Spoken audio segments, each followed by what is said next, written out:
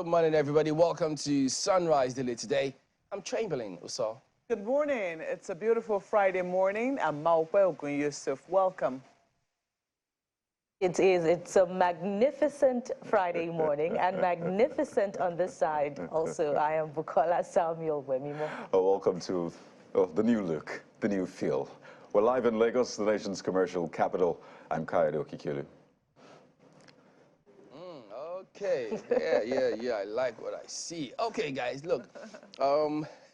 Let's just read out this. The INEC, they held a meeting yesterday, so, they've been in the eye of the storm, and they understand why, I reckon. But here's a press release, actually, from the Commission following some meetings that was held yesterday. Now, it says that the Commission held its regular weekly meeting today, Thursday, 2nd March, that's yesterday, and deliberated on several issues, including the presidential and National Assembly elections, the governorship state assembly elections, and the pending elections in Enugu East Senatorial District and the Eson Central, Eson West, Iguabe Federal. Eson. Okay, People are going they to know come what I'm after talking you. about. Okay, I will accommodate them when they come in. Federal constituencies in Edo State. There you go. The commission. The commission assures Nigerians that the governorship and state assembly and state house of assembly elections scheduled for Saturday, 11th March 2023 will hold as scheduled, and all the processes and procedures leading to the election are being finalized. Furthermore, the Commission will conduct the rescheduled elections in Enugu and Edo State on Saturday, 11th March 2023, along with the governorship and state assembly elections. The Commission is aware that in some senatorial districts and federal constituencies, declarations and returns were not made. The Commission is compiling the list of the affected constituencies. A date for supplementary elections will be fixed after the governorship and state assembly elections. Festus Okoye, National Commissioner and Chairman, Information and Voter Education Commission for INEC, signed this one yesterday. So let me just quickly take us down memory lane, because you had several of this commentary about what we're going to do, how the elections were going to go, the nature of the elections. Here is what the chairman of INEC said. Remember that? At Chatham House, about the just concluded presidential elections and the forthcoming one as well. Have a look. A second lesson from the 2019 election is that early choice of election technology management tools, especially the main election technology, is very critical for success. Their proper pilot testing and deployment are exceedingly important for a successful election. For election technology, early decision is central to maintaining its integrity, popularizing it among voters, and addressing any challenges that could arise. We know that political actors often try to undermine the process by attacking the technology, casting doubts on its suitability, bypassing its use, or indeed seeking to undermine its security. This informed the early choice of a new voter accreditation technology using an electronic device called the bimodal voter accreditation system. We have tested it in several by-elections and off-cycle governorship elections. In addition, the decision to make polling unit election results available for public viewing, which has always been a major demand by citizens and election observers, falls into this early choice of election technology. The INEC Results Viewing Portal, the IREV, is a dedicated web portal for the public view of polling unit results as soon as they are finalized on election day. This has been employed in several elections conducted by the Commission in the past few years. In particular, the uploading of polling unit results to the IREV portal has been deployed in 105 constituencies where the Commission conducted off-season elections since August 2020. the result can still be viewed on the portal, making the IREV an invaluable repository of election results in Nigeria. It is actually our biggest archives for election results. And citizens and anybody who registers on the portal can still view the results for all the 105 constituencies.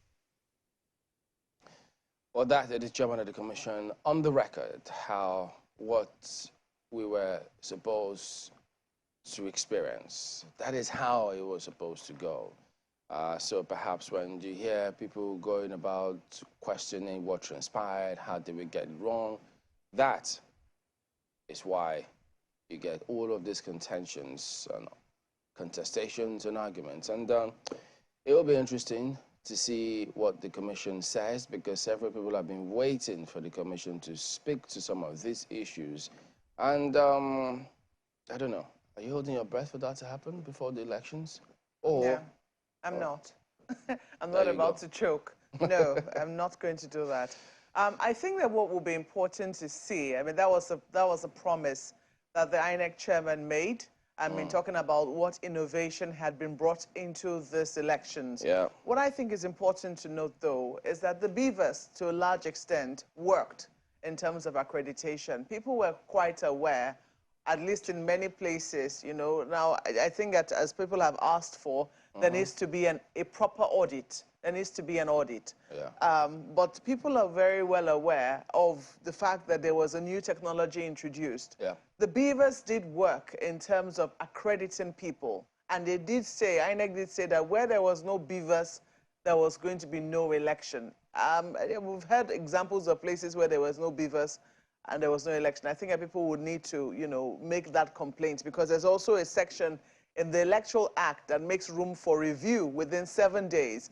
I think a part of the things, very soon we might be seeing an amendment to this new Electoral Act, because if 7 days is not enough sufficient space, it's not sufficient room for politicians to be able to, or whoever it is that is aggrieved, or candidates to be able to, you know, put their grievances together and quickly ask for a review, especially in cases where there was obvious fraud, or whether, you know, the beavers did not work, yet elections were results were declared.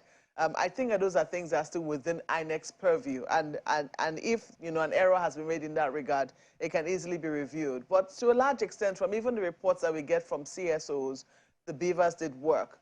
Where there was a major problem was the IREV.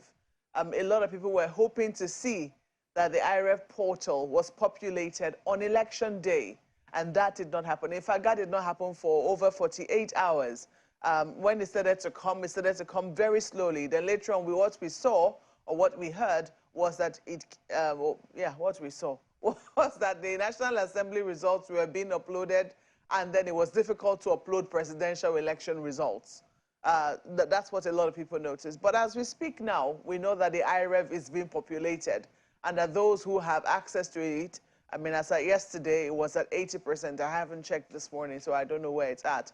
But a lot of people have now started comparing the results that they took at their polling units with the results that are on the IREV portal. I think we even have, I've seen the CSO actually quite involved in telling people that this is where, if you took a result of your polling unit, as in the results at your polling unit, you can upload it to their platform. They are helping to compare results that citizens took at their polling unit, as you know, as well as what is currently on the IREV. Even right now, you know, there's been plenty of you know, cynicism, because what some people are saying on the IREV is not just that it's different from what they shot, but that it is completely ridiculous. People have shown examples of how results that were taken from Jigawa, but all of this is possible. I mean, let me complete my thoughts on that. Results that were taken from Jigawa and they're represented in another state. But all of this is possible because of the IREV. So I keep saying that people shouldn't give up on the process. It might not have been transparent on the day that we wanted it to be transparent, which was for the presidential elections, or the day of the general elections. But it's still a portal, and it is there. So we shouldn't give up on the process. People should engage these platforms. If you have a results sheet for your polling unit, go there. See how you can register on that particular IREV platform and check your polling unit result against what was uploaded for your polling unit. If that is not what is there, then you can help add evidence to the party that you voted for and see how they can make a case out of that. That's on the one hand. On the second hand, I'm trying to remember. I'm trying to remember the second thing, but I think at this point, I'm going to have to send it to Lagos. Lady and gentleman. Well, Maokwe, I wonder if Nigerians will be as kind to INEC as you have been this morning. I'd like to review my own experience on election day. I covered at least 2 polling units, Kadi, and these were some of my findings.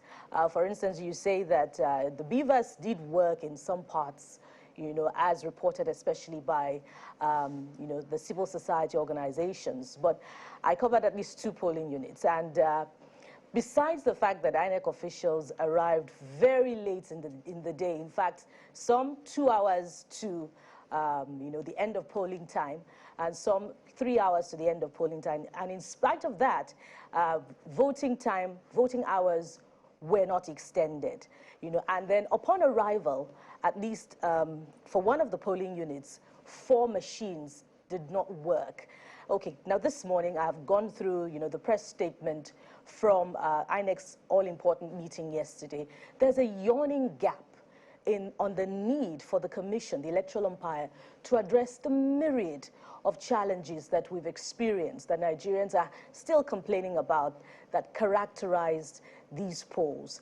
And one of the key recommendations of Yaga Africa in its report on the elections is that INEC should fix that challenge of the delay in uploading election results to the IREF portal.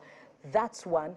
And possibly for the March 11 governorship and state assembly elections to extend polling hours, especially if INEC officials arrive late. At least that was one of the recommendations of the boss of the commission in that regular briefing that he made on presidential and national assembly election days. So I wonder why in some parts of the country, for instance, polling continued into the following day, but in other parts of the country, polling didn't continue. I refer yet again to the polling units that I covered. Upon return there at night, polling had stopped hours before, despite the fact that INEC officials arrived late. A good number of people were disenfranchised, and they were milling around complaining. So INEC should look at all of these issues. There's violence. There's the discrepancy with people, beginning to check their, results, the certificates of the results that they snapped at their polling unit, and matching it with what has been uploaded on the IREF portal, and they're not the same. There are quite a number of that, and Yaga Africa did report. We could go on and on the recommendations of Yaga Africa, but that INEC did not address this in this press release is unsatisfactory. And the question for a lot of people is, will there be another regular weekly meeting, or did that same meeting address those issues that were raised? But the questions to be answered, pretty simple, and I think for the sake of transparency, which INEC says it stands for, these questions need to be answered, because the chairman of INEC says, yes, IREF will be an archive of election results, the biggest ever, but there's also the transparency bit. So while it's an archive, yes, we see all those results from the past. By the way, about 87.8% of those results have now been uploaded on IREF. Still about over 10% left to be uploaded, and the results have been announced. So the questions INEC needs to answer: were there attacks? Why did we experience what we experienced? Was it as a result of network challenges? That answer needs to be given by INEC. 2, what is the percentage of accuracy? And I'm talking about the results from the polling unit vis-a-vis the results that were actually uploaded onto IREF. Let us know the percentage of accuracy. Also, were those the same results that were used to collate the final results, which we saw the INEC chairman announce? We need to know the percentage again of the accuracy of the polling unit results that were used to compile the total results. And how did those errors, the errors we saw, people's pictures being uploaded, the wrong polling units being uploaded for another one and all of that, how did they happen? So we know that INEC is on top of the game. And finally, if it will be used for the March 11th election, which I imagine it should be used for, has INEC been able to resolve all of those issues? Those questions need to be answered, and INEC has just over a week to answer those questions. Well, back to you in Abuja. Guys, so those are part of the questions we expect the commission to respond to, but let's just delve right into the dailies and then get more commentary as we proceed. We'll start with the Guardian newspaper this morning. Take a look at the big lead here. Atiku Obi insists they won, set for legal fireworks. That's the front page of the Guardian. That's how they report here today. And then the Fight of the Rider says, Atiku, election, a rape of democracy that must be challenged by all. Obi, it's not the end, but beginning of new Nigeria. And then you see APC, we will meet Atiku Obi in court. And then SDP, we won't challenge Tinubu's victory. And then Tinubu moves to defense house, receives presidential briefing. It's a pity. PDP, LP taking Tinubu's victory badly, says Adamu. UK, US congratulate Tinubu, want electoral irregularities addressed. And so for these irregularities, you just wonder. I wonder how INEC is going to go on moving forward. When are they going to have those, just as Gadi was asking, those briefings? Will they speak to, will this IRF portal be viewed real time with the results this time? And even if they say so, will people believe what they say? So it's a lot really going on. But that is the front page of the Guardian here today. Well, I don't think it's about believability anymore as of what they say. It now has to be of what they do. So we are hoping that say first. on the governorship election day, that the IRF portal will work real time. If whatever it is that happened, lightning strikes once, people might understand. Strikes the same place twice. It will be very difficult to forgive that. So I think that, for the governorship elections, we should see, that's what citizens expect, that IRF portal needs to be up and live real time.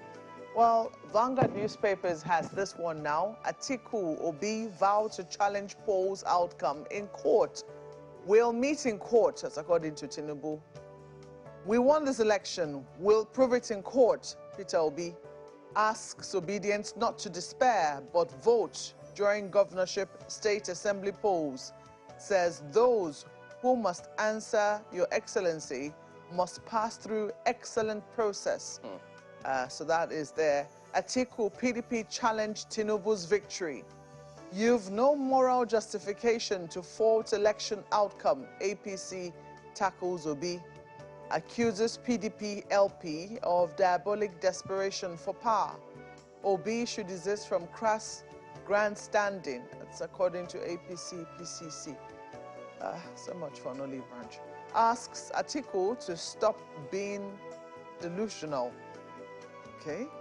Well, they have pictures of the world press conferences held by Peter Obi on the one hand and Atiku on the other hand. So you find the pictures right there on the front page of the papers. Look at this presidential poll. Seek legal redress. UN tells LP PDP. You see this very, very sad story. Police sergeant kills lover self in Kwara. Why did that happen? I want to look at page 6. International observers score INEC below average in conduct of 2023 elections. United States congratulates Tinubu, calls for calm. So that is also on the front page of the Daily. Mr. and Mrs. is also there. If you turn to the back page, you also have sports, Vanguard Sports. But let's leave it there for Vanguard newspapers. And flip to New Telegraph. New Telegraph this morning also reviews the just concluded presidential poll, especially reactions to it from the opposition candidates. And this is how the lead story is captioned. Political poll, judiciary on trial as Obi, Atiku head to court. Listen to the riders. Atiku, process outcome of polls grossly flawed. as that's ascribed to the presidential candidate of the PDP, cites local international observers' attestation. Polls most controversial in history, Obi says Nigerians robbed by institutions' leaders, urges obedience to remain calm. INEC connived, betrayed Nigerians, game-changing watershed with beavers, that's ascribed to Anyagu. We're ready to meet in court, says APC. If Tinubu's victory is challenged, courts should take a hard look. That's ascribed to the FT. Let's go above the nameplates now, above the big story rather, beneath the nameplate, to take a look at some stories. Buhari assures Nigerians of improved power supply, and of course that event is reported in the big picture on the front page of New Telegraph, I believe at the commissioning of the Maiduguri power plant in Borno State yesterday. INEC governorship state assembly polls will hold as scheduled. That's ascribed to INEC. Let's leave it there now for New Telegraph. Well, Leadership Friday leads with, as you'll expect, Atiku Obi rejects Tinubu's emergence as president. Lay claim to mandate, head to court. Let's meet there. Asiwaju dares PDP LP candidate. You see, CSOs tell Nigerians, be calm. Yeah. So there are two pictures on the front page. One shows the Labour Party's presidential candidate, and this was, I believe, at the point he got emotional talking about the lady he met who couldn't afford an oven for, I think, is it 75,000 naira? I think that was the amount. And the next, just beside it, is the presidential candidate of the PDP also addressing a press conference yesterday. So I think the direction is clear pretty much for both of them. I mean, interesting days ahead, clearly. I see just under that one, presidential results worst in Nigeria. So more reactions coming in. But as much as we talk about the elections, rightly so, there's also the economy and what kind of economy the next president would have to deal with. And just a sneak peek, CBN fears further rise in banks lending to FG. I think that speaks volumes. And you know what? I'll just leave it there for Leadership Friday.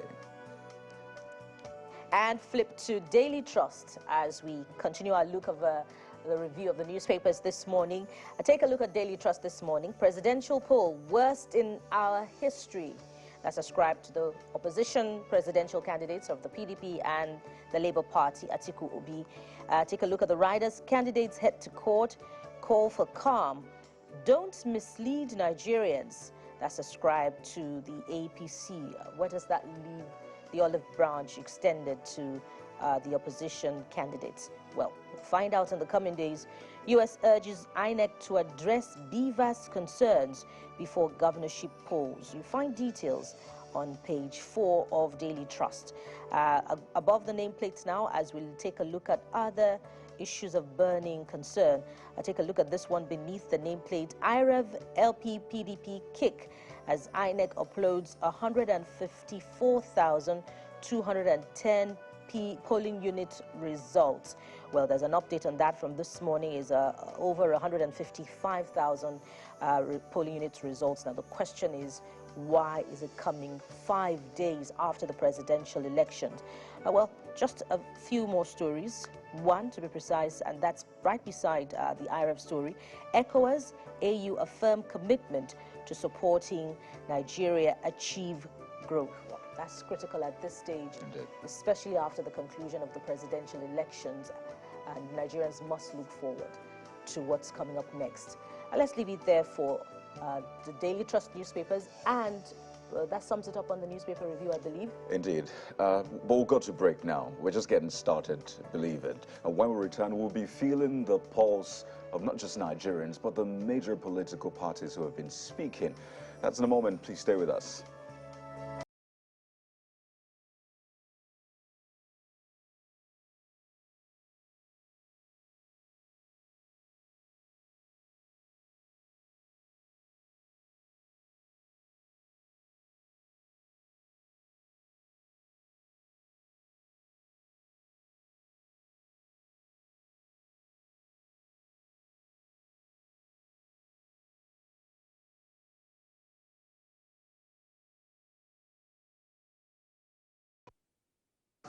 We have all run the good race. The victory has gone to one man, but the race was not run by him alone. He won because we stood by him. He won because we as members of the party were committed to his victory and the victory of our party at all levels in the general election. He won because the electorate trust him and believe he has the capacity to heal the nation's wounds and set it along the path of unity and prosperity. The victory does not belong to the president-elect and his political party alone. It also belongs to that poor woman who, against all odds and the current financial problems, still sacrificed her time and her little financial resources to go to her polling unit to cast her vote because she wanted to have a say in who governs her and her country. I congratulate the candidates of our rival political parties. Together, we ran the good race. Their loss is not a rejection of what they stand for by the people. It is in the nature of competitions among political parties that out of the many that offer themselves to serve the people, only one is chosen at any given time. This time, we are lucky we have been chosen. We recognize the victors, but we do not recognize the vanquished. Our party extends its hands of patriotism to them. We enjoin them to join our party so that together we shall take up the same challenges for which they offered their services.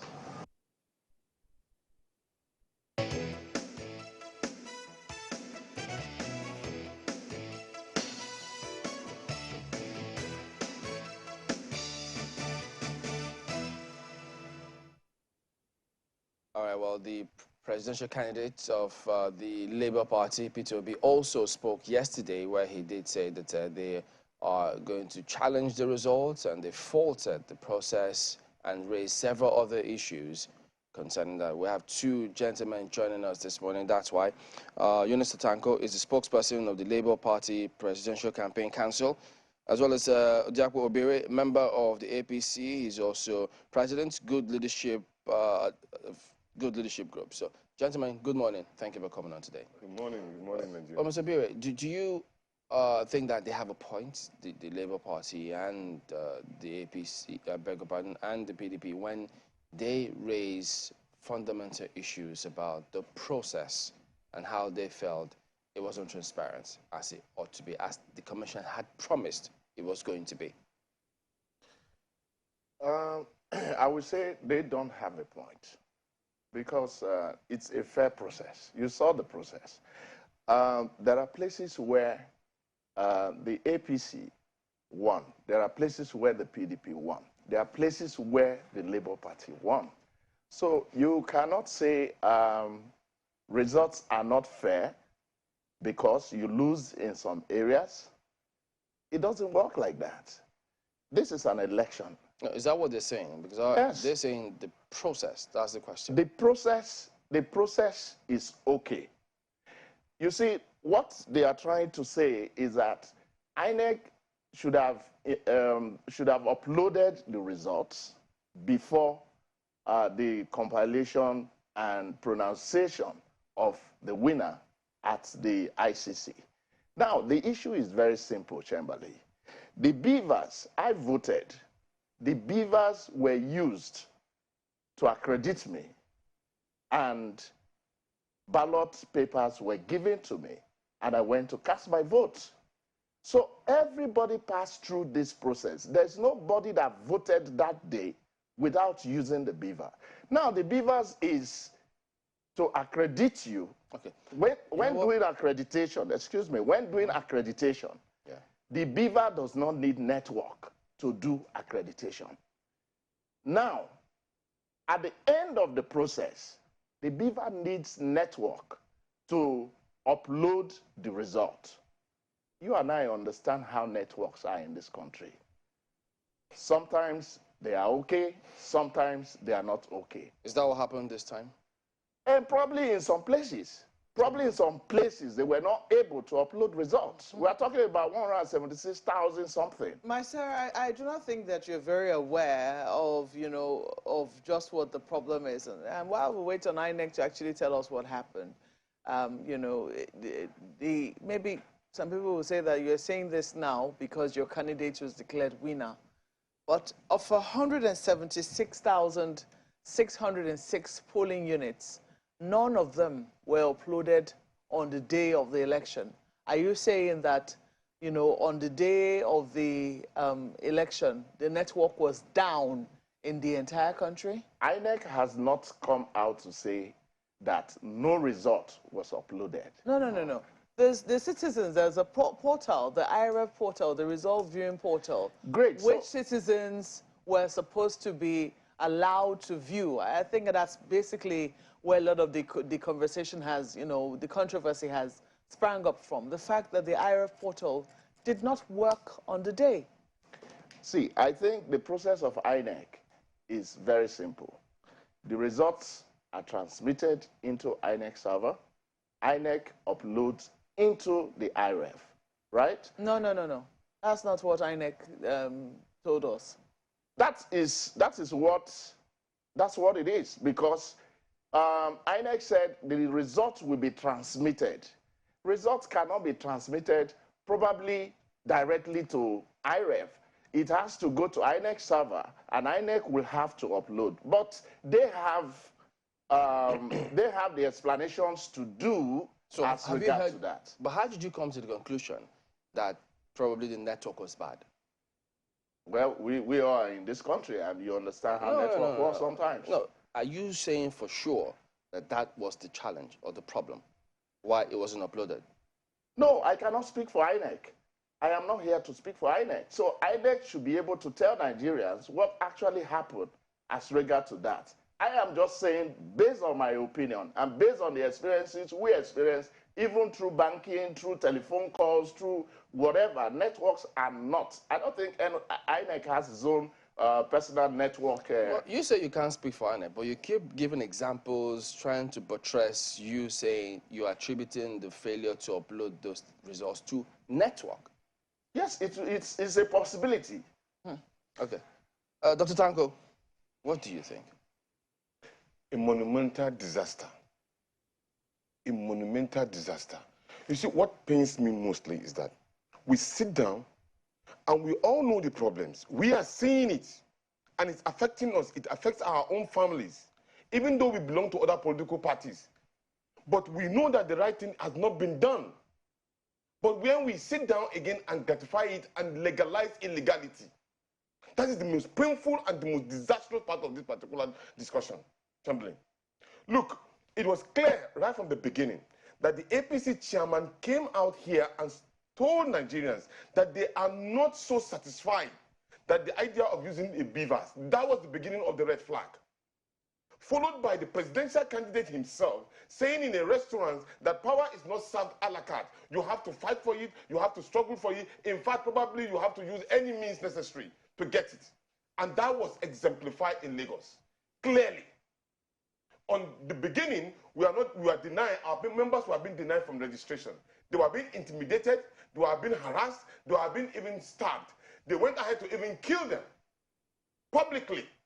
When we went again to campaign, now when we went to campaign again, you saw the amount of violence that was shown, even though many people will say that the obedient are violent, but none for once did we see us attacking anybody physically, none.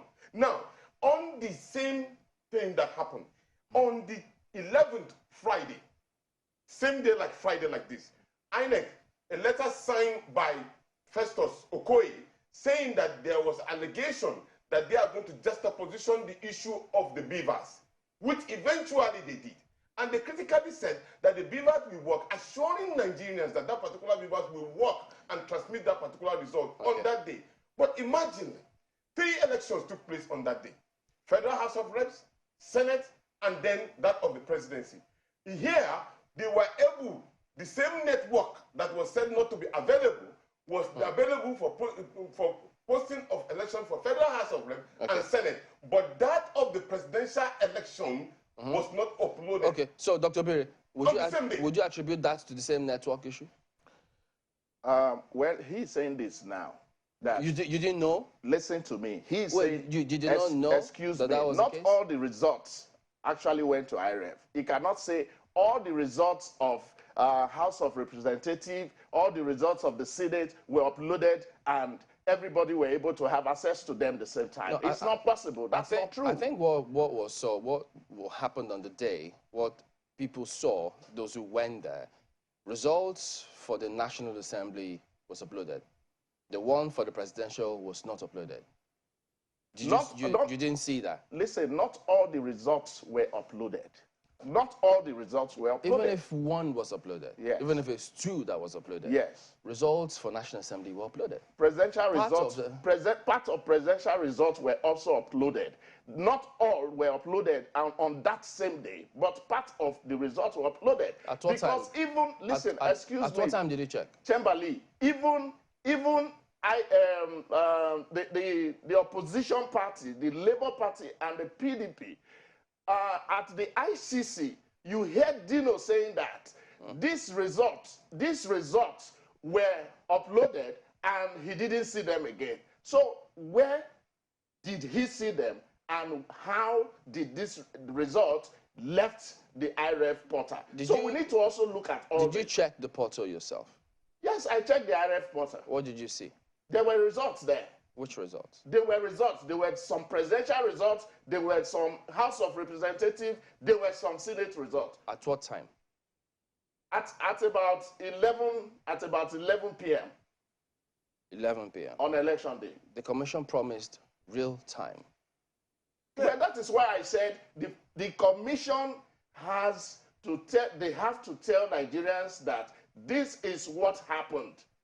So when you now say that process, the points that they're raising about the process was not correct, that the process was good, and the commission promised real time, you checked by 11 p.m. The commission, we just played it. That was the time I checked. It doesn't mean that was the time they uploaded. That was the time I checked. You asked me, what time did you check? And I said, I checked at about 11 p.m. So that is my own time. I didn't know when they started uploading results because I don't work in INEC. In other words, you cannot speak about what you don't know. So if people say they checked at the time that the elections was going on and they didn't see it, you cannot counter that because you don't know. I answered the question you asked me. What time did you check? And you said 11 p.m. I said I checked 11 p.m. So that then means that if someone says that we checked and it wasn't uploaded real time, you cannot argue with it because you didn't check at the time they checked. It's simple. Well, let me come to you, Mr. Tanko, yes. because part of what it is, yes, indeed, election observers have their recommendations, and indeed they have quite a number of, how will I put it now, they have quite a number of findings on the election day, late arrival of INEC officials and delayed commencement of polls. But we saw that that did not deter a lot of residents. People were voting into the night in the north and in the south of the country. We followed that in many polling units across the country. They talked about challenges with locating polling units, etc., etc. But some of the estimates which they give in terms of their finding on their results, yes, they've also reported inconsistencies in two major states, Rivers and Imo. However, from what they also monitored, the results which the parties garnered for the APC, for the Labour Party, and also for NNPP and even for the PDP, the results seemed to fall within the range that the final results came into. I do not know if you've had time to look at this report from Yaga. Have you seen it? No, I've not seen it, but I was sent a copy, but I was so disturbed to a point that the whole thing was just a mess for me to even start reading anything. But maybe I should have read it, then probably I would have. But then, when you say range, it doesn't mean accurate. We were expecting at least to give the hope to the Nigerian people. INEC has done an election in Edo, Ondo, Ekiti. There was no fracas. In fact, we commended INEC majority of Nigerians did, because at that time, the real-time results that they said they will put on the upload were uploaded. And that time, everybody was kind of, so INEC can perfect this kind of thing, and we were so happy. We credit INEC for it. Here, let me help my other colleague here. Within the period in which the glitches happened, it was a deliberate attempt to allocate this particular range that you are talking about. People say, yes, Labour Party won Lagos. Yes, we did, but not with that figure. The figure that we have, that we know, and majority of the citizens have, is far above 500,000. What's the exact figure? No, yesterday, don't forget, we are going to court. We don't want to unleash, but I can tell you within the number of 900,000, we won with 900,000. From your own records? Yes, from Lagos, we won. And it's confirmed, and I will tell you that citizens will provide this particular result to Nigerians. And I can tell you also in Plateau, we won over 1 million. Yes, we won over 1 million. This is not, I'm not giving you false stories. If they doubt, they should be able to tell us and bring those particular results that we have and contradict what we are saying. They can't. They allocated the results so that there will not be fracas. They knew that if, for example, in Lagos, they said that probably an APC win election, there will be a lot of issues. So they allocated those particular resources that, okay, what they call in Yoruba, Bajensimi, Chika Kanamutu. The same thing happened in Kano. They made sure that Kano have a large number of votes accredited to Rabiu Musa Konkosu so that there will not be a problem. What they have is that they have a strategic, monumental criminal record adoption. So are you then saying, you're then saying that the president lost his state, Nasarawa chairman lost his state, yes. Kaduna State governor lost his state, yes. Lagos State lost his state. Kaduna didn't lose. Kaduna went to PDP. PDP, yeah, okay, PDP. So you're saying that all those states lost, and you say this was carefully calculated? Yes, it was carefully done so that in the same time they will have large numbers. The target is for them to meet the 25%. They didn't lose as you are thinking. They made sure that in all of those states that you assume that they lost, they made it 25%. And you have all these figures of course from your own records? We do. They make sure they have the 25%. Check out in all of the particular states that you mentioned. They made 25%. But where they won with a large margin to cover up from the way that we assumedly won. But how could this rigging have happened, you know, because all parties have political party agents. Exactly. They have everything. So how is it that all of this happened and all the agents, what? Did they look the other way or what? Somebody make a statement, it's just a tweet. You know, say, while at the point in time, before we entered the reverse gear, like Fela used to say, at the time, people were trying to buy the electorate. Take certain amount of money, cook. But in this case, they bought off the whole INEC. They bought INEC? It was very, very clear. How can you can say that, how can we confirm that? Yeah, how do you substantiate that? Yes, because at a point in time, there were electoral officers who came out publicly to say that I am an electoral officer, I am supposed to be at point A or point B, but I was not able to get to that particular place. Here I'm returning the document for the election. Does that mean? And in different places like that. But does that mean that they've been bought? Intimidation. Buying does not necessarily mean you have to have a power of coercion, and then because we believe that if there have not been intimidation and conspiracy, this kind of charade couldn't have happened. Mr. Tanko, you know, my colleague just spoke about agents. Yes, we do know that. I mean, we've heard about how agents were intimidated at polling units. But we also saw in Lagos the agents for the Labour Party speaking up very strongly at the collation center in Lagos, cross-checking figures that were given at that polling at the collation center against what she had and correcting them right there on the spot, you know, or drawing attention to the fact that the figures were inconsistent. Yes. So if you had that in many states of the Federation, because I would think that at that point, those figures were corrected, weren't they? Why would you say, because at the end of the day, what we now saw was that at the National Collation Center here in Abuja, you know, agents were now raising objection with the figures that were brought in from the states, even though they already had state agents who had raised objections there and those corrections had been made. Don't also forget that at the time of collation, which all of us, for the particular point in time, agreed that we must eliminate this particular collation center. Remember, the collation centers were not used so much in Edo and Edo election. That's why you saw that the results were seemingly almost perfect. But here, by the time you go to a collation center, you don't also know what happened at the time in which they collate the collated results. You don't have an idea. You're not in that position. So manipulation can take place within those particular periods in time. Which period are you talking about? Like when you are collating the result from each of the collation center.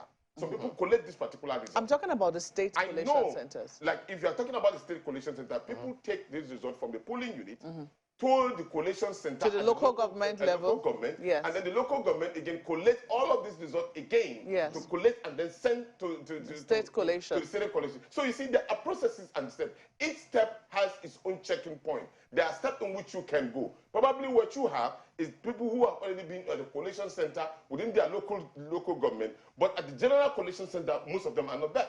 All right. Now let me tell you. So it gives rooms. Now let me tell you, in an election, there are collation centers. You have the polling unit, which is the immediate constituency of collation, right? At the polling unit, after voting, after counting, and after result is announced, what happened? Every agent signed the result sheet from that polling unit.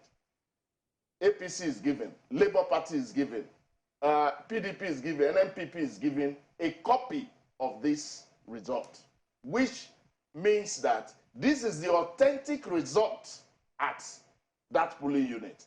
That same result is taken to the ward center. At the ward collation center, every party have agents there.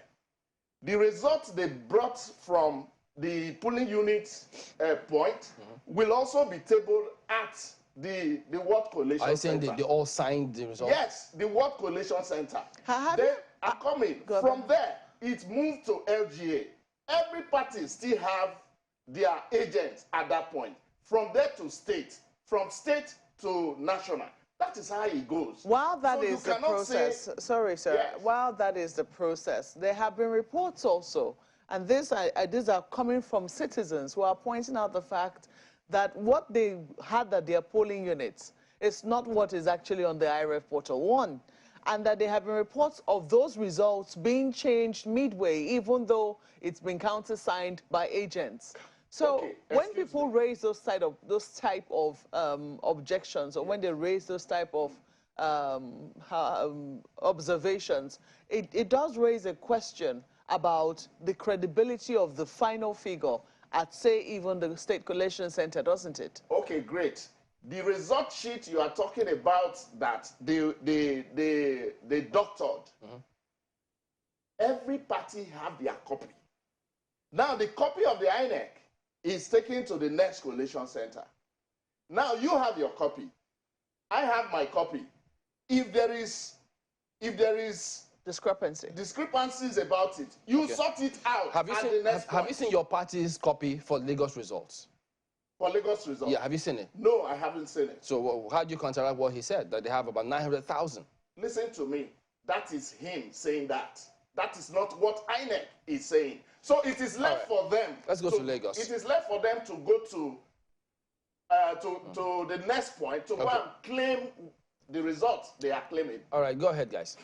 Let me go to Mr. Tanko, thanks, Chamberlain, and just get him to tell the side of what exactly transpired. Because, again, as we all know, your party had agents across board, from the polling units all the way to the state. In fact, we saw the state agent live speaking to those figures. But if you could tell us maybe where you noticed discrepancies or where you had issues as the process progressed. How did it go for your agents at the polling units, the wards, the local governments? At least we can talk about the state, because we saw that in Lagos. Was there any points that you think that maybe there may have been issues, and you have evidence regarding that? alluded to that fact. We had agents everywhere, apart from the fact that we were not able, we were able to fill about 137,000 polling agents across the board. We also have citizens who volunteer to ensure that they follow up the process. But at each point in time, they kept on complaining almost instantly. They were complaining almost instantly that they were complaining that things are going wrong. Things are going wrong. These results are not tallying with what we've already had or what we voted for. And then they are not listening to us. But we are, so what we tell them is that stay put. Ensure that you have a copy of the result sheet that was signed at the polling unit, because that is the primary source. Once you have that, we are good to go. Follow them up. Know exactly what you are having. Send us pictures. Send us any information or any proof that these particular results are being manipulated, and they did. So we have tons of videos. We have very important documents showing that there's malpractices in all of these things. We see what is painful in this particular process is the fact that for a very long time, all of us, including INEC, the political parties, and those who are contesting, knew that there were manipulation that happens after the polling unit. We all agreed to that. And then what did they do? There was attempt to ensure that we eliminate all of these booby traps so that there will not be legitimate question on the credibility of any election. And that was achieved in Edo and Ekiti and all other states. But when it comes to this particular very important election, they put us on the reverse gear, knowing fully well that particular problem will emanate so that they can perpetuate this particular heinous crime against the states. INEC has conducted, off-cycle elections, and largely they were commended. But this one didn't go that way.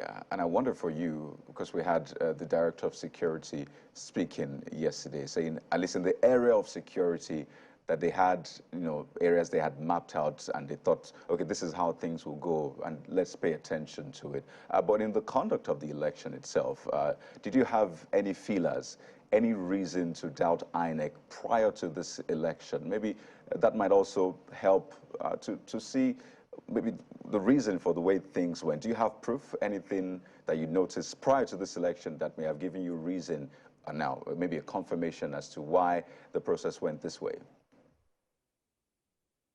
So when there were promises and there was example of credible election that INEC had the capacity to actually give us a credible election, the Nigerian people believed.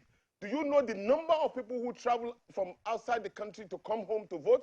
At the point in time, we were not having people even coming out. They always like jackpot, everybody's running away. But this time around, a lot of people come home because they wanted to vote and ensure that their vote counted.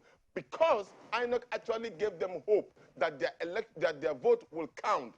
Unfortunately, some of the security reports that we are saying, we had them too. There were information that there are certain things that are going to go wrong. And you can't believe it. Somebody told me that at a particular time, the presidency, after the election, they are going to announce the president at so time or so date. It's unbelievable, and it happened. Now, it just tells me that there was these people have had plans pre-election, during election, and after election, because now you can hear them saying that, well, you have lost with a lot of impunity, that you have lost in the game, and so therefore, just go to court.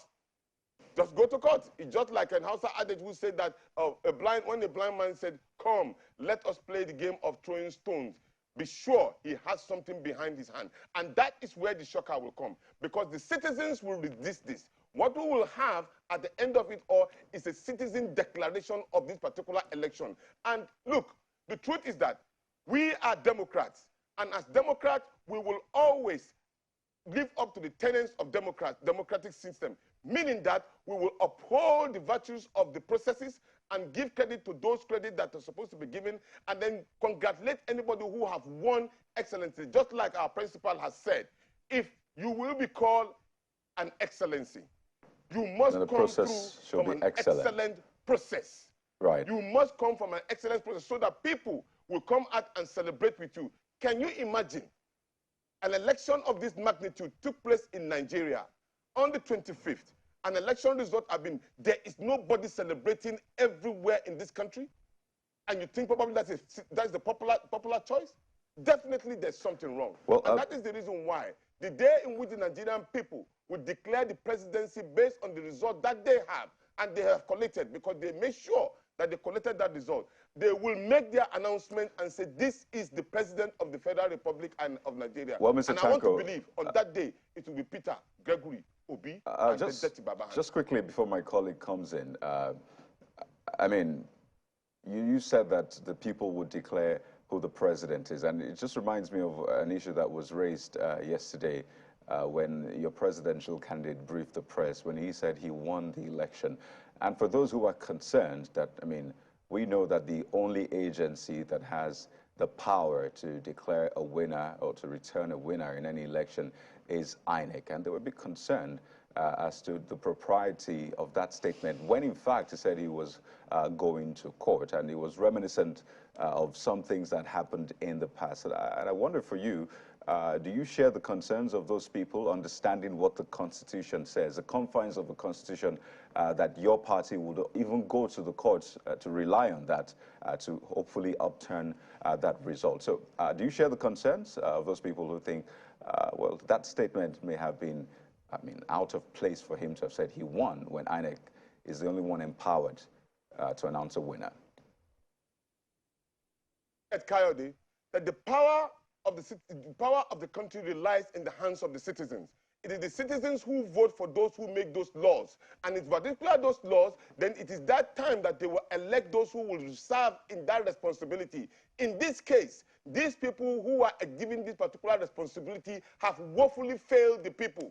And so they are taking back their power that they've given to them ab initio by making sure that the right thing is being done. Truth be told, that if they had done the right thing, the people would have applauded them. But in this case, they have failed woefully. They have indicted themselves. They have made promises that they could not fulfill without legitimately giving information at the right time to tell the people where things went wrong. And then at the same time, they're giving room for people to impugn on the integrity of Nigeria and their sensibility, making sure that their vote does not count anymore. And that is painful to anybody who have worked through thick and thin to ensure that the credibility of this process was not data position in any way. Unfortunately, we have a situation where those who are saddled with this responsibility have failed us woefully. So they have the same right and power to challenge that particular status quo and say, hey, you have failed. This is the right thing. And so therefore, you must account or you must be audited for this particular woeful performance in which you have given Nigerians hope. Do you know, Kayode, do you know that this particular mistake, if not that the Nigerian people and our presidential candidate as a true Democrat have not ignited the Nigerian youth to be on the street, we would have been talking something differently. And he has told them to calm down, that he will follow this particular process with integrity, legally, politically, but ensure that there is no violence. That is the most important, and they have listened. That is the credit that we must give to Peter Obi and Dedeti Baba, because they have the support of the Nigerian people, supporting them fervently on this particular cause. And then he will say, he will stand with them all through this particular process to ensure that their mandate is not stolen. This is the best time for us to institutionalize what is right for the Nigerian people. Mr. Tanko, if we fail Mr. Tanko, we will have ourselves to question. And that is the reason why we are going to make sure that we follow this particular process democratically as a Democrat to ensure that the right of the people has been returned to the right Indeed, people. Mr. Tanko, we'll see how that pans out in the coming days. My concerns also are with you, but first of all, let me come to Mr. Obiri. Mr. Obiri, I'm interested in you seemingly holding brief for the Commission, particularly in that big concern about the delayed upload of results to the IREV portal. If I get you correctly, you said something about the possibility of, the results, first of all, going to INEC server before the final upload. And, the promise made by INEC was that the results will be viewed real time. And if I recall the process of the Osun governorship election during that initial introduction of the IREV, our partnership with Yaga Africa, saw our colleague here take us through the IREV portal in the real-time upload of election results. And as the results went to the local government, we could see the results real time. So what was different with the presidential election in a case where nearly 5 days after the election, we haven't seen 100% upload of the election results? Yes, I think INEC as a commission have the duty to enlighten or come out to say this is what our problems are. We as a political party, we don't have that power. We don't have that strength to start defending INEC on the activities that they carried out on the 25th of February. So, be that as it may, elections have come and people had voted. After that, what is next is governance. As it is right now, there are discrepancies according to the Labour Party and the PDP concerning the outcome of the election. It is left for them to go to the next process to go and prove the results they have and the ones the INEC have. We have laid down procedures when it comes to electioneering process, and everybody is aware of this. Nigeria is the only country we have. We don't have another country. And we cannot plunge our country into a crisis because election has been won by the ruling party. No, there are places where the Labour Party, if you look at the results from Enugu, you understand that nobody have the rights, because APC can also wake up tomorrow and say the results from Enugu are so so rigged also, because Mr. Obire, you cannot, it's not just we don't even have up to. Mr. Obire, it's not just Labour Party and the PDP expressing those concerns. Nigerians are also expressing those concerns. But let's look at other concerns as far as the presidential election is concerned. In Lagos, for instance, there were myriad reports of violence, and we saw ballot papers being burnt, we saw people being attacked, we saw other cases of malpractice, which we need the allegations that would need to be proven anyway. But doesn't it cast a huge shadow of doubt on the outcome of the election, and places a big question mark on the credibility of that exercise in Lagos? Let me tell you, when it comes to electoral violence, right, on election day, there are different political parties that participated in that election. So you cannot say because Party A wins, so they are the people that fomented the trouble in that zone or in that state or in that area. No, it doesn't go that way. There is no specific report that have come out to say whatever happened in Lagos, in the areas where there were violence, that it is the APC that caused or fomented that problem at that particular place. So it could have been APC, it could have been PDP, it could have been NMPP, or even the Labour Party. So we should, when we are talking about issues of electoral violence, let us not attribute it to one particular political party. There are places like in Anambra and some places where those who voted for APC were walked out and even nearly beaten at the polling unit. So it is not, and we will not come out to say, oh, it is Labour Party that did that, or it is PDP, or it is this. No, we cannot say that. But there were reports of voters who wanted to vote for other political parties other than the APC also being intimidated at their polling units. In fact, we saw videos where party agents were threatening those who wanted to vote other political parties other than your party, were told to leave the polling unit. Has that come to your notice also? these are videos that came out from the electoral process, right? And as I'm sitting here, I cannot confirm those videos to you that, okay, this is what happened, or this is what happened, whether those videos were taken during these particular elections, or those videos were taken in the past, because we've had situations where something is happening in Owerri, and they said it happened in Lagos because of what social media power can do. So I cannot sit down here and tell you that that emanated from those polling units were from this particular election. But you can confirm that voters were intimidated in the East because they wanted to vote your party. You can confirm that. What I'm trying to make you understand here is we are talking about the 2023 presidential election. So those videos could have been taken. Those videos could have been taken some years back, because APC, this is not the first election APC is participating. Pardon me, Mr. Obiri, I'd like to move to Mr. Tanko now. You can confirm that voters who would rather vote your own political party were intimidated in the East. You can confirm that. I've already told you there's a choreographed no, that's not for you. Manipulating this particular Mr. Tanko, process. that's not for you. I can confirm it. Mr. Tanko, that's not for you. That's for Mr. Obiri. I'm coming to you now shortly.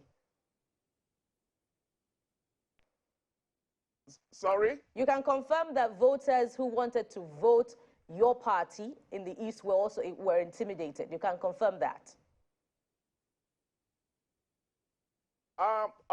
Like I've already said this before, concerning the video, there is nothing I can say about it, because videos can be doctored, video can be taken some years back and present and they present them today. So, but people who voted, they had voted. Everybody had the right to be at the polling unit when you are up to 18 years and with a voter's card. It is not right for people to start bullying people not to vote or whatever. But if that happened, you cannot say that happened in this particular election.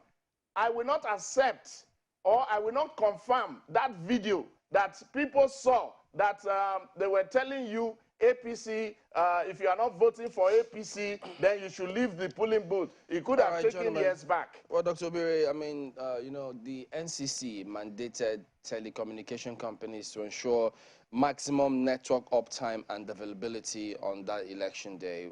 Telco said they provided it. INEC officials were here with the beavers to show us how it was going to work, and we checked with the beavers on the field on the day. They say the beavers indicated network connected. And so the challenge here was uploading those results were blocked. Upload of those presidential election results were blocked. So they were wondering why that was the case. That's why that wasn't uploaded. And then they say, look, how come it wasn't what was promised? So those are some of the issues that are out there that we're waiting for the commission to speak to Nigerians about. So, because when you make this point, it comes across as though you're saying, well, whether they explain to us or not, the process was good, we won, and that settles it. No, INEC owed the Nigerian citizens explanations of what happened concerning this particular incident. Meanwhile, the process wasn't as good as they promised? I would not speak. I will not speak whether the process is not good, so or whether the what are you asking them to explain then if it wasn't good? Nigerians are saying that this is what you promised us. This is what we saw. All right. It is left for INEC to say, no, this is this, or this is what Are you saying you're not aware of what INEC promised? No, what I'm saying is Nigerians. I'm aware what INEC promised. But if Nigerians are saying that what INEC promised is not what they did on that day, INEC should be able to come out and tell Nigerians what actually happened. Nigerians of which you are one. Why they, yes, exactly. Why they're not able to upload the results to INEC. All right, Mr. Tanko, I mean, your party has said you'll be challenging these results in the courts. And then we'll hope, I mean, you have said, your party also says they're going to dig in and ensure this happens. But when the PDP says they want to work with you, Will your party accept that? Well, yesterday our principal made it very clear that yes, when people say they want to work with you, it has a level of which they want to work with you. But individually, we are going to court individually on our own. But if there are areas in which we can work together in order to prove that this particular process is completely a sham, we will, of course, exploit it. And let me make this clear. It is important that at any point in time you are taking an action, think about the repercussion and the consequence of your action. All right. Whether it's going to be for the good of the Nigerian people. When people are talking about this is our country, and then you say we cannot put it up on flame, but your action actually put Nigeria in flame without thinking about the repercussion of what you want to do right from the beginning. Okay. And that put to question your integrity and your intention towards the country in the first place. Gentlemen. And we want to use this opportunity to tell all Nigerians that this is the time, if you thought you voted on the 25th, and your vote did not count, this is the best time for you to come out en masse and vote. Because that's for the governorship elections. This is the best time to show that you have that capacity to challenge these particular people and ensure that the will of the people is not subverted in any way. And we must also prepare. They have prepared for the pre-election. They succeeded. They have prepared for during election. They are preparing for the final election in the judiciary. We must be able to come out as citizens. All right, gentlemen. Challenge this particular process before we have to thank us again. We have to thank both of you for coming on, Dr. Eunice Atanko and Dr. Odiakbo Obire. Thank you both for coming on today. Thank you, and God bless Nigeria. We will be back in just a moment. Stay with us.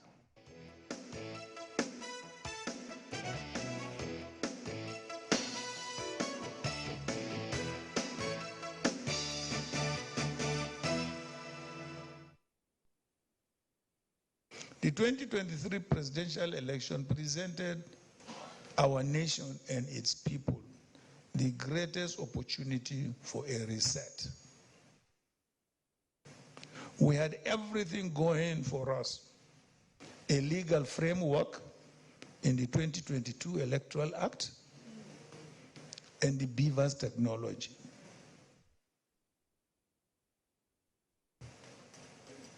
The enthusiasm of Nigerians to turn out and in large numbers was an added bonus. However, the dreams and aspirations of Nigerians who braved all the challenges to go and cast their votes on Saturday, 25th of February 2023, were shattered by the conduct of the Independent National Electoral Commission, which failed woefully to live up to expectations. The weekend election was neither free nor fair. Preliminary assessments indicate that it is the worst conducted election since the return to democratic rule. The manipulation and fraud that attended this election was unprecedented in the history of our nation. I can still not understand why the electoral umpire was in such a hurry to conclude collation and announcement of the results, given the number of complaints and irregularities of bypassing of the Beavers, failure of uploading to the IRVE, and unprecedented cancellations and disfranchisement of millions of voters in breach of the Electoral Act and the Commission's own guidelines. It was indeed a rape of democracy. Having consulted with leaders of our party who are seated here with me and Nigerians from different walks of life, I have come to the conclusion that the processes and outcome of the presidential and National Assembly elections of last Saturday was grossly flawed in every material particular, and as such must be challenged by all of us.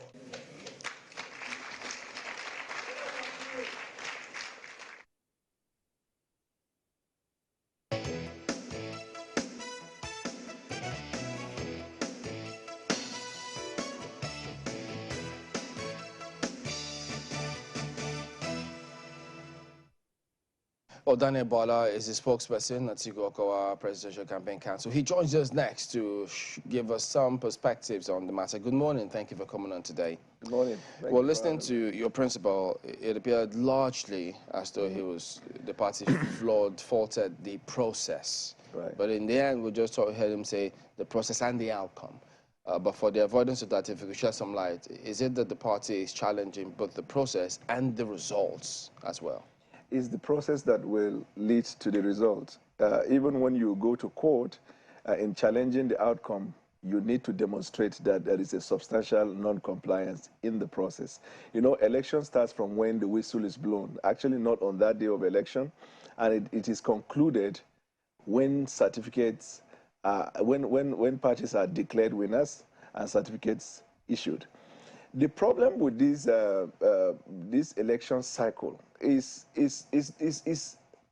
how do I put it? It is hydra-headed. So, for example, even the process can be challenged, the outcome can be challenged, then the issue of character in the process, because the whole idea of INEC being an unbiased umpire is that INEC is to play the role of a judge. I'm not for A, I'm not for B. I mean, so many things that led up to the announcement suggested to us that there was a compromise. I'll give you an example. During the proceedings, there was a lawyer, a senior friend, who posed as an amicus curiae in law when somebody is there as an officer, a helper to the court, to help the court appreciate the law from his own perspective. He's a lawyer to Tinubu, Babatunde Ogala. And when I watch the proceedings, anytime somebody raises an observation to the chairman, then Babatunde Ogala will rise up to do the clarification, and sadly, he's the APC legal advisor. Mr. Babatunde Ogala is the APC legal advisor. I think it was a collation. It's not the advisor, it's not the lawyer to Tinubu, it's the APC legal advisor. Are you saying on the basis of, I want to know your premise for saying that he is not the APC legal advisor, he was a legal advisor to APC? He's not. So it's not something, the point I'm trying to make is that it's not hidden. The fact that he's a member of the APC, and it was once, at least if he's not the current legal advisor, is the legal advisor to the APC. No, I want you first to admit that he's not the current, he was former. So if he was a former advisor, then it is immaterial. He is no longer representing APC at the time he was talking. Let's agree on that. I'm not arguing, in fact. But that's point number one. I'm sorry, I do not get your point. If someone was once a partisan member, he's still a member, a card-carrying member of the APC, he hasn't resigned his membership, did you watch the proceedings? I did, of course. He introduced himself as what? I do not know what he introduced himself. Then listen to me. Just a moment, okay. The point I'm trying to make is this, is that if his membership of the APC is not hidden and it is known, and he was once a legal advisor to the APC, I want to imagine that that point of objection should have been raised right there at the proceedings. So that's the point. You made a point, you don't want me to make a point. You don't even know that he is not the legal advisor of APC. So you don't know. Who is the legal advisor of APC? It's not my duty to know. I was in APC. I know. You can make a call right now. Babatunde Ogala was the legal advisor to APC before the election that produced Senator Abdullahi Adamu. This is not a hidden thing. But let me just clarify that. So he's not. You have to admit, you don't argue about that. Then secondly, let's take it that, let me even take it on the worst case scenario, on your own top, that he is a legal advisor. That then places obligation on the chairman to also demand that the legal advisors of other political parties be there to also give their side of the story. That's why judges are called unbiased empire. If I'm going to write a judge, if I have a case against you and I write a judge, I must copy you. That's justice. That never happened. That's the point I'm making. Secondly, just a moment, Mr. Boala.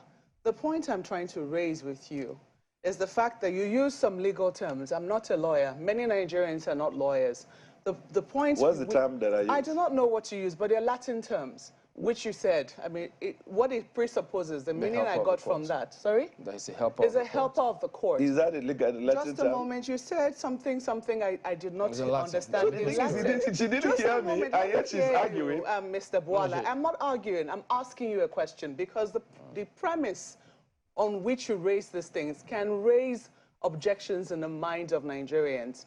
When No, don't bring Nigerians there. Just a I moment. think it's about you.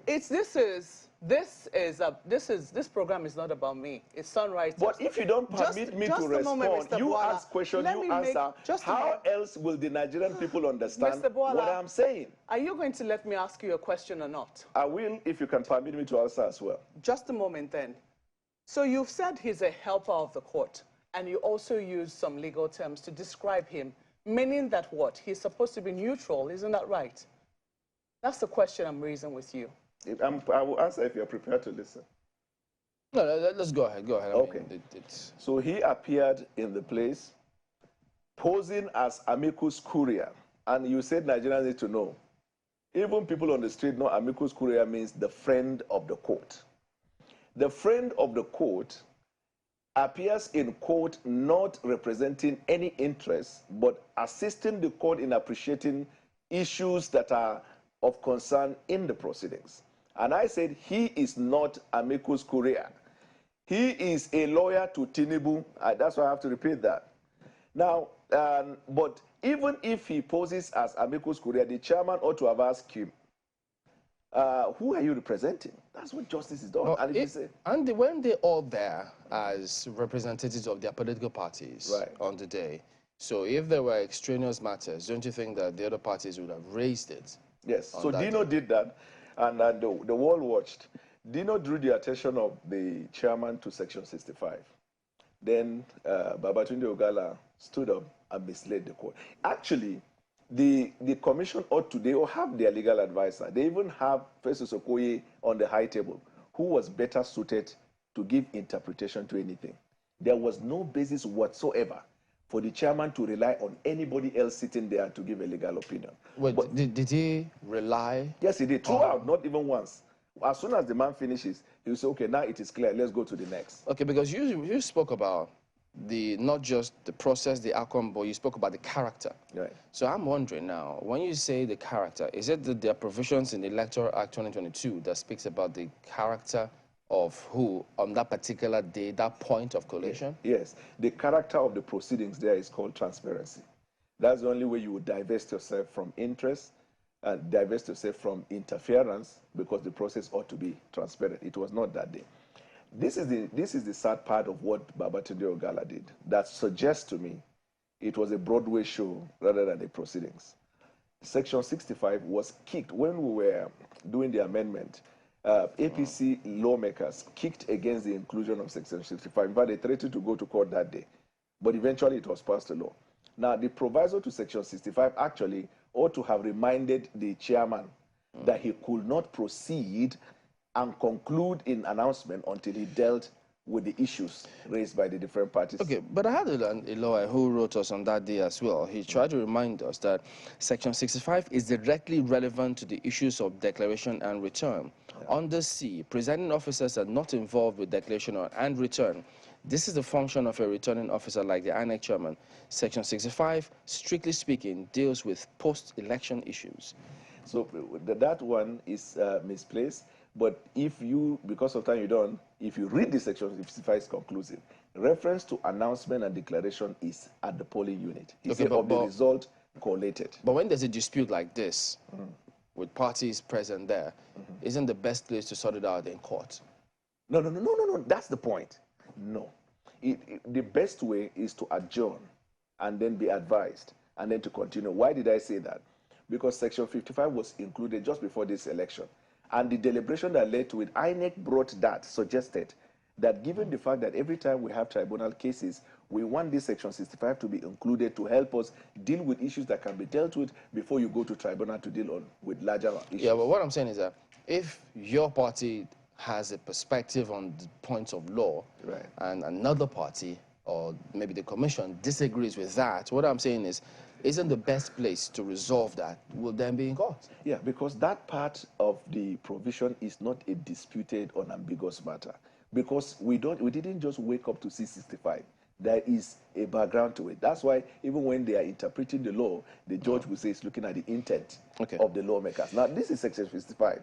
What it is meant to cure is that the unbiased umpire in this instance has 7 days within which to resolve matters of dispute at the polling unit. Like polling unit, you announce, you declare. Ward, you announce, you declare. It says if people are raising objection, he has 7 days from when that result was announced and declared at the polling unit to resolve it. Now, still speaking about what your party has said they wanted to do, the process and the result, the outcome. Right. Because, I mean, part of the issues, too, that Magbe highlighted in the report that Yaga put out there, isn't it possible that because when they gave the framework within which the results came through, the results, the findings of Yaga, and the range of the results almost corresponded with the results that were announced? That's the range that they gave in their findings. So one was wondering from your party, is it that the result you have is contrary to what was announced by the commission? Yes, it was massively contrary. And the only way we could have, resolved that was if they uploaded the result as required by law, by the guideline, by their promises and all. Then where there is conflict. I remember it was in August last year when that issue came up. And I heard Okoye saying where there is a dispute between the uploaded result and the manually transmitted result that manually we take. I now raise objection. I said, no, that's not how the history of that amendment came.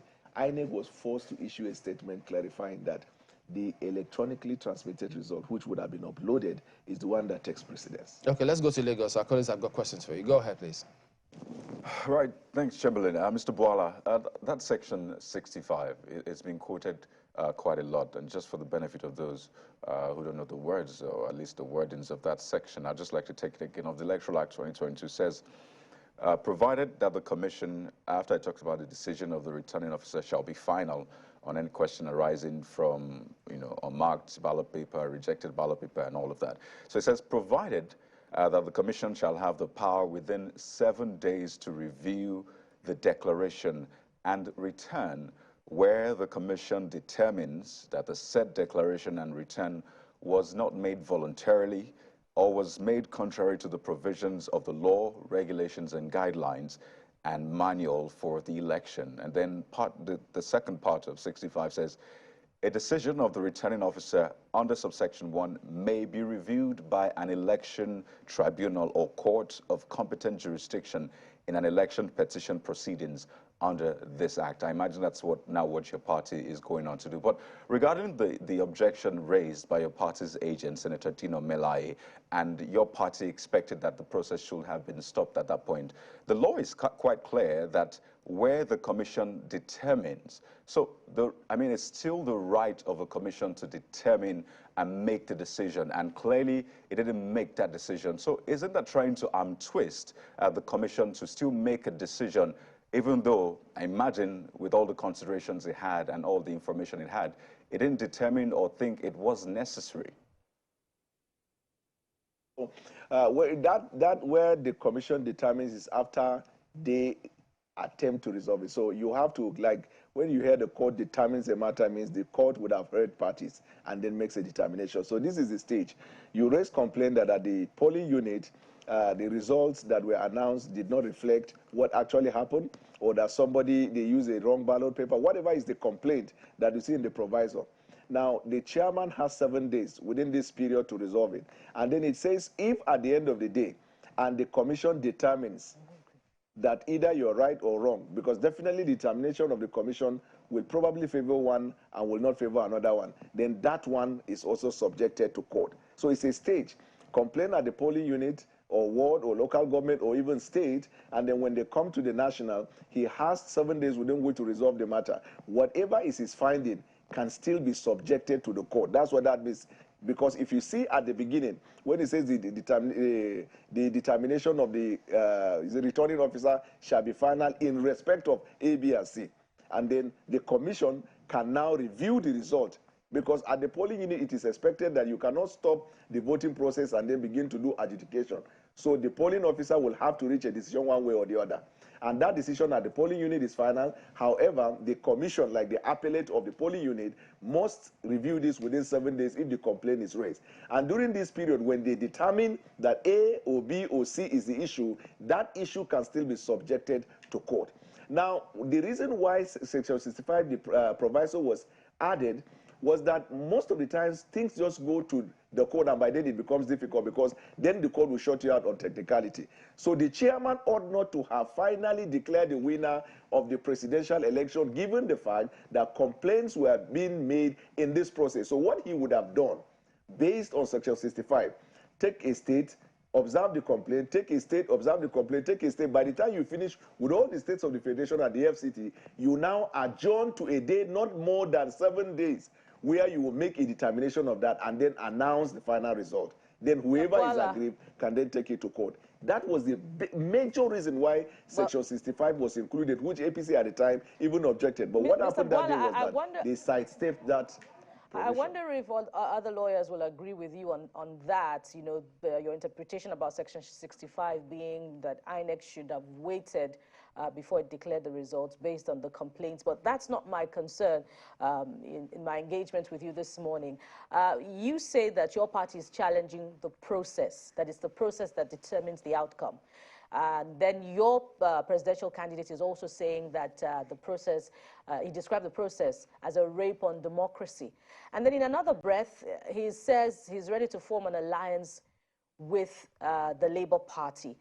I'd like you to clarify what exactly your party's position is on the outcome of the presidential election. If you're forming an alliance with the Labour Party, are you still saying, or are you saying that you won the election, but you still want to form an alliance with the Labour Party? Please clarify this. He did not say he's forming an alliance. He said, he was asked, will you form an alliance? He said, if they are interested, that he is interested. But the gamut of our argument at this time is not premised on any Labour Party or NNPP or any other party. Our position is that this election was marred with irregularity, fraud, in every respect. We are going to challenge it. And in the bid to challenge it, we have enough evidence to be able to prove that this election cannot stand. When you challenge the election, if the verdict goes in your favor, there will be an order for a fresh election. There is even a wider implication. That day, the chairman, even if you were to determine on the evidence of the fraud result in front of you, you should have known as well that Asiwaju Bola Ahmed Tinubu did not meet the minimum standards of 25% in the FCT. So before, you ought to have ordered for a fresh election. So our position is we are going to challenge that result in the court of law, but it is not just the court of law where we're stopping, because the proof for our decision to challenge is supported by the CSO, both domestic and foreign, in their various reports. This is without prejudice to our first-hand result sheet that we have given to us by INEC in all the polling units across the Federation of Nigeria, and that it will not stand. Is the PDP worried? Because, I mean, when we went through, quite a number of people felt, whoa, PDP didn't win Lagos, PDP didn't win Rivers, PDP didn't win Kano. They just wonder, what's going on? Isn't PDP getting the message that these things are actually shifting? Nigerians seem to be looking elsewhere. No, there are two sides to it. So I'll give you a theory. This result was mechanized, orchestrated by the APC from a strategic point of view. It is a high-level orchestration with high-level criminal intent between Nigerians and foreigners, and this is the theory. They deliberately inflated Lagos votes in favor of Labour, so Labour will be distracted into celebrating that and will not put their eyes in the other parts of the country where they're going to be rigged. Does PDP results show that? Now, yes, I will show you. Now, yes, then they went to Kano and deliberately inflated the results so that this man will massively get people in the House of Representatives and probably, I think, a Senate. So he'll be distracted into saying, at least I made some gains. And in Abuja? Let me finish. No, just a moment. And in Abuja? Let me finish my thought. You are finishing. We're almost out of time, Mr. Then let's go. Another time. No, Mr. Bola, just okay. In Abuja, what happened in Abuja? So they did that in Mr. Kano. Bola. Then in Abuja, I'm asking you a question. The governors, the G5 governors, they did it in such a way that the G5 governors will all lose. They will do it in such a way that all the G5 will govern, so that we'll be distracted today. Even if we lose, at least the G5 governors, it serves them right. Okay, so what about the Abuja one? The Abuja FCT result, you can see that 25, they couldn't meet the 25%, they were 19%. But you were 16%. Yes, that's what I'm saying. They made every effort. You see that the Abuja result was delayed to a long time. They made every effort to up it. As soon as they failed that, that was when their theory started coming that you don't even require 25% in Abuja. So your party is going to prove that all of these things, were not the way it was? Yeah, and I will guarantee you that this election is going to be annulled and order a fresh election. All right, Daniel Bala is a spokesperson at Atiku Okowa Presidential Campaign Council. Thank you for coming on. We will be back. We've got another perspective, another leg to go in just a moment. Please stay with us.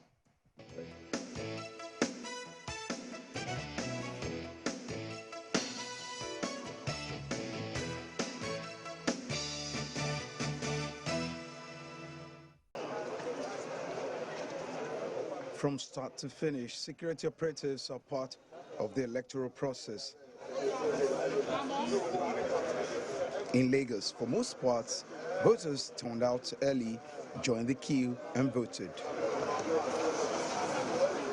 To understand the security plan for the election, we joined the Commissioner of Police in the state for a surveillance tour.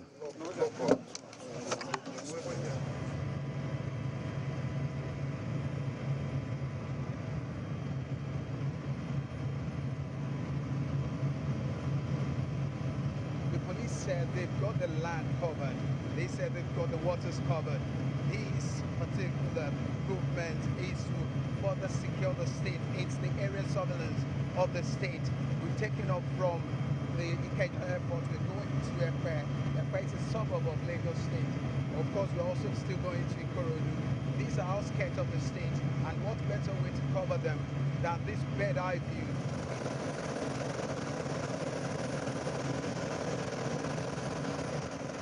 Across the state, it's been the feedback has been that of largely a very peaceful and orderly exercise. In Ekpe Township, most polling units are quiet, and the process seemed smooth.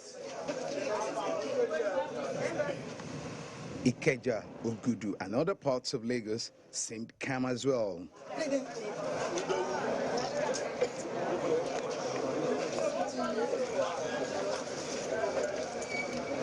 Let him wind down, let him wind down. Let him wind down. Okay. Check the other. Police tried to enforce the restriction of movement in some parts of the state. Hey, come with that boss. Come with the boss. In Mafoluku area of the state, election materials are left in ruins after an attack on some polling units in the area.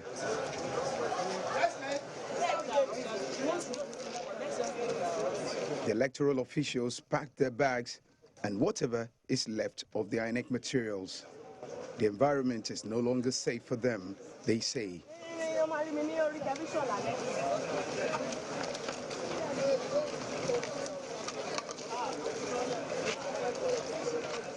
It's an admixture of very peaceful conduct in most parts, but we also recorded isolated instances of thuggery.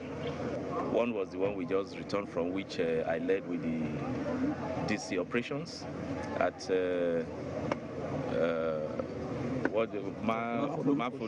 Mafoluku, specifically Branco Road, the clusters of polling units there. They had issues, and we went in there. We were able to stabilize the situation and rescue the INEC officials. Away from Lagos, there's a report of violence in Edo State. Suspected hoodlums destroyed ballot boxes at the point of counting. The Commissioner of Police in Edo State, when contacted, said he's aware of cases of thuggery reported in some polling units, but will not confirm the incident until he has full details.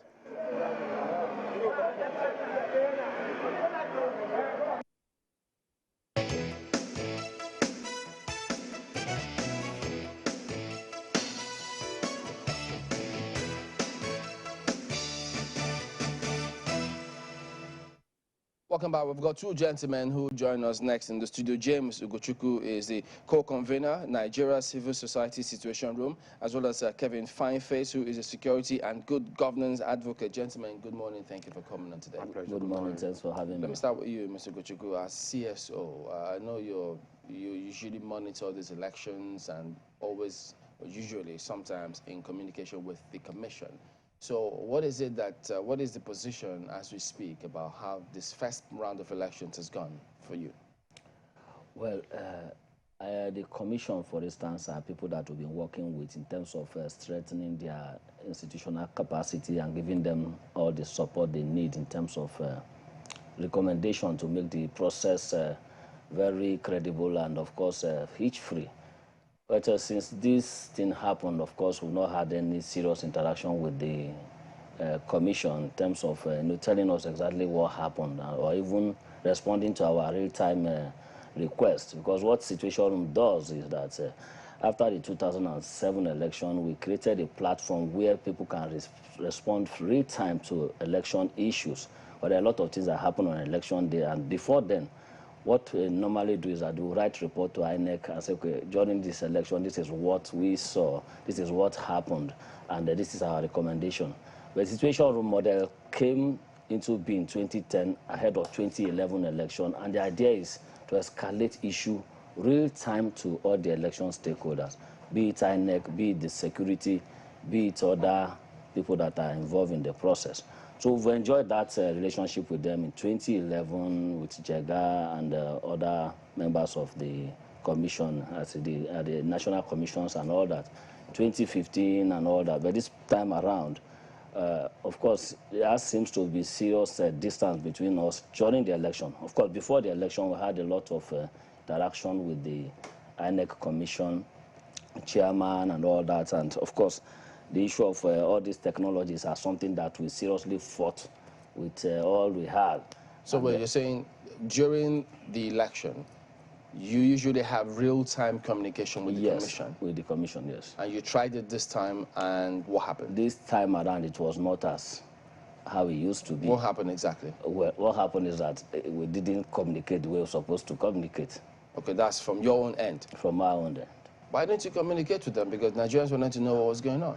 Well, it's called Independent National Electoral Commission. So if I try to communicate with you and they don't want to respond, maybe but it's always been independent when you did it in 2015, 2013, like you said. I cannot force you to talk to me when you don't want to talk to me. Oh, wait, are you saying that Situation Room tried, but they didn't respond? Yes, we tried, especially when we're having the issue with the Beavers, the IRF portal. Like I said before, we advocated for the use of technology when the issue was still being tinkered with in the Electoral Act.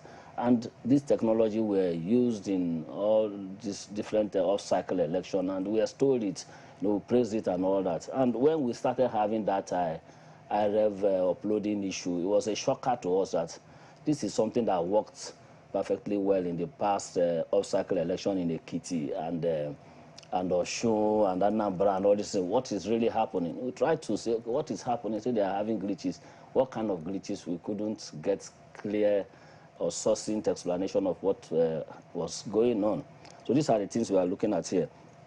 That didn't happen because if it's something that they responded to us, we have different organizations that we are working together with a situation that can offer suggestions. Those on ICT, those on collation and all that. So okay. This is what we are suggesting. So Kevin, is this straightforward to you, or is there more to this that meets the eye? When you say straightforward, what? In terms of the whole process, how it works? No, I think what I would say is the whole outcome is actually pre-planned from our own estimation. Having been part of the process in terms of as a voter and at the same time a side monitor, the outcome of the election, I think, is actually a playbook of 2015. Why do you say so? If you go back to what happened in 2015, the build up to the elections and the post-elections, you realize that what we're experiencing now, more like a deja vu experience. The glitches, the deniability. I was here a few months, talked about the IRF thing, if you can remember, and we were promised by one of the INEC staff who said, oh, everything was going to be perfect. We heard the INEC commissioner, the chairman also, the national commissioner made a promise, First Okoye made a promise, the chairman made the same promise that it was going to work perfectly well. And so getting to here, I read the press release that was made, talking about the hard challenge and all of those things. I think it was not a challenge.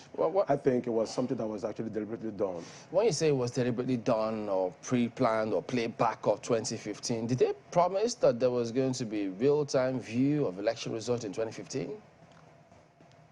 A slight change. There was no real-time promise, but what it was promised that we're going to have credible election. It was promised that everything that was going to happen at the polling unit, because then the electoral number allowed for electronic transmission. And so this resulted to, in order to create... It doesn't allow it either. Yeah. It's just real time.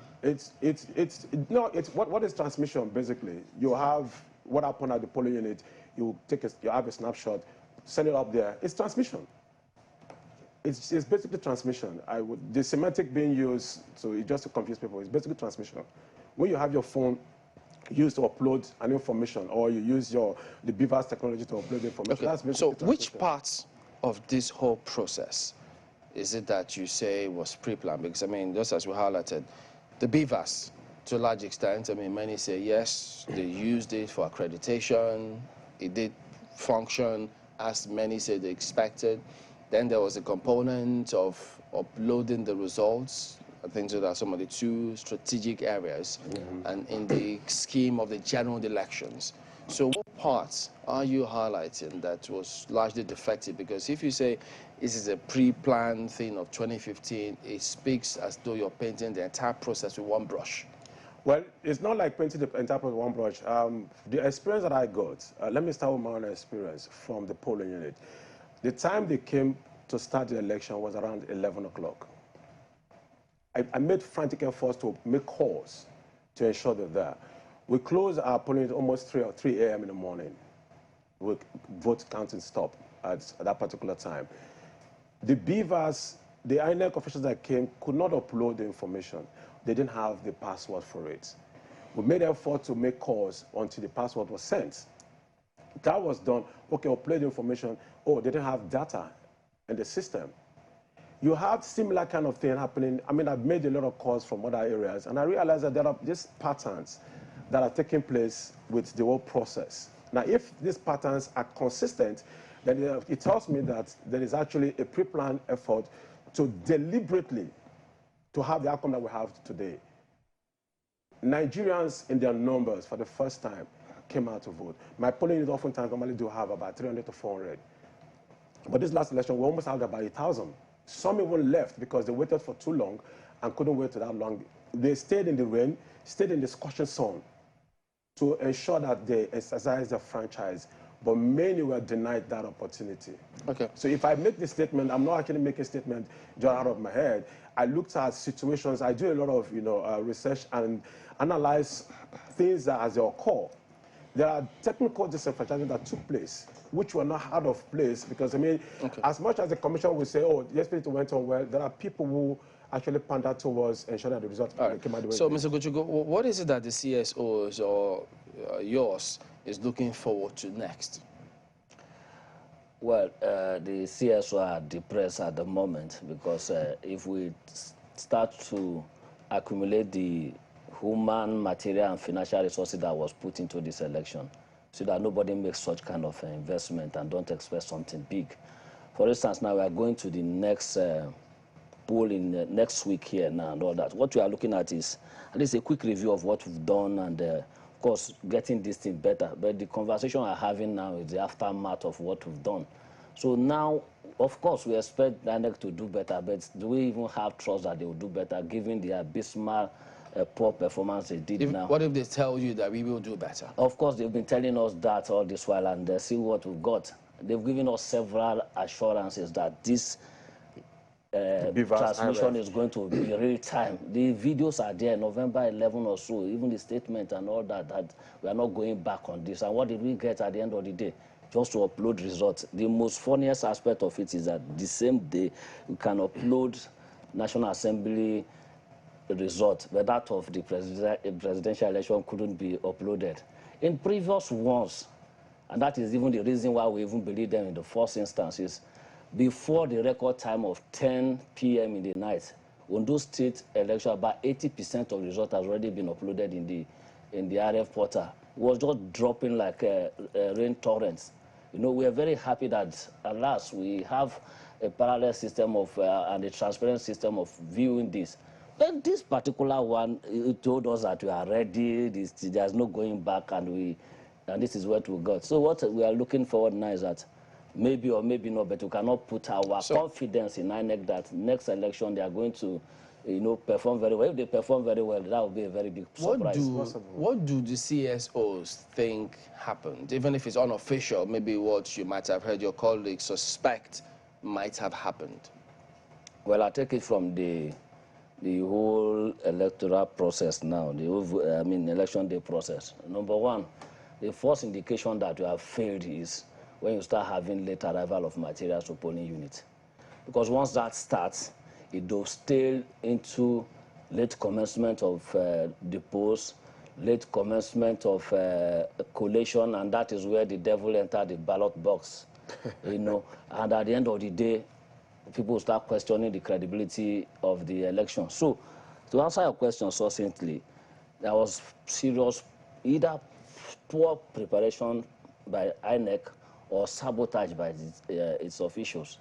Because on election day, we've been in the field, we've been doing this for the past 17, 20 years now. On election day in Nigeria, because of our peculiarity, every place is always on lockdown. In fact, the sweetest day I like because you can move from here to Gwagwalada at the record time you set.